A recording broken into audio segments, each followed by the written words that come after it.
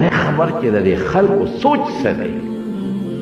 پته نشته چې دا خلق قیامت مني او که نه مني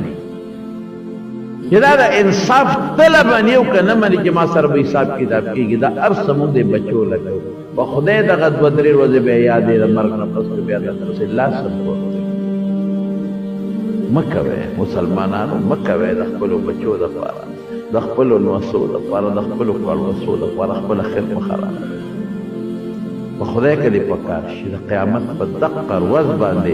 یوم یفر المرء من اخیه و امه وصاحبته څنګه دی و اخیه و صاحبته و بنیه رور به د رور نه تښتي ما معاف کا